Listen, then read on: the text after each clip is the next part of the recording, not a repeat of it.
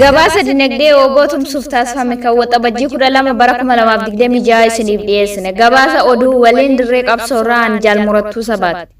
Sabboontoonni ilmaan Oromoo jaarmiyaa dhiigaa gabrummaa jalatti ijaaramanii dinagdee obootumsaa jiran keessa jaarmiyaan Finfinneen tan Oromummaan dhiiga kooti jedhamu jalatti ijaaramanii arjooma dinagdee itti fufuun marsaa 17ffaa qarshii Empire Itoophiyaa 128 172 galii godhanii jiran. Itti dabaluun ibsa ejjennoo armaan gadi baafatanii jiran. Inni tokkoffaa karaalee danqaa adda addaatiin arjooma dinagdee addaan turruus har'a quunnamti dirree qabsoorraa arganneen arjooma keenya kan durii caala cimsinee itti fufuun waadaa haaromsannee jirra. Inni lammaffaa hawaasni Oromoo danqaa jaarmiyaa biyya haalaa muudateen qabsoorraa fagaatanii turan jaarmiyaan biyya haalaa qabsoo jajjabduu godeen sirreeffama akka qabeessa ta'e gadi diriirsee jira waan ta'eef akka gara qabsoo dinagdee woboo tumsuutti deebitan waamicha sabummaa isiniif goona.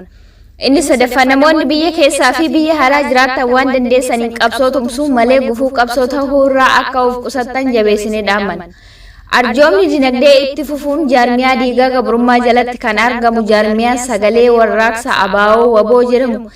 Jaarmiyaa waggaa jaaf deeggarsa abaa'oo woboo yaadaa fi dinagdee taasisaa turu yoo ta'u haaluma kanaan utuu jiru rakkoon tokko karaa sabquunnamtee isa mudatu ejjennoo fi murannoo kaayyoo qabsoo bilisummaa Oromoof qabu cimaa waan ta'eef yeroodhaaf qaamota qabsoo geggeessanii fi dinagdee isaa karaarraa maquuf guramuu abdii kutannaa dhabuun jabaatee gumaacha dinagdee marsaa 14ffaa qarshii Empire Itoophiyaa 100 galii godhanii jiran. Itti aansuun jaarmiyaaleen kunneen ibsa ejjennoo armaan gadi baafatanii jiran.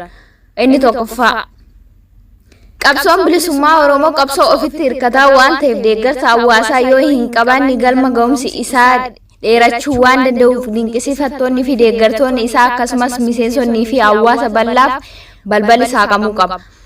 Rakkoolee keessoo mudatuuf ilaa fi ilaameen furmaanni laatamuu qaba jechuun ibsa ejjennoo isaanii ibsanii jiran. Injifannoon uummata Oromoo.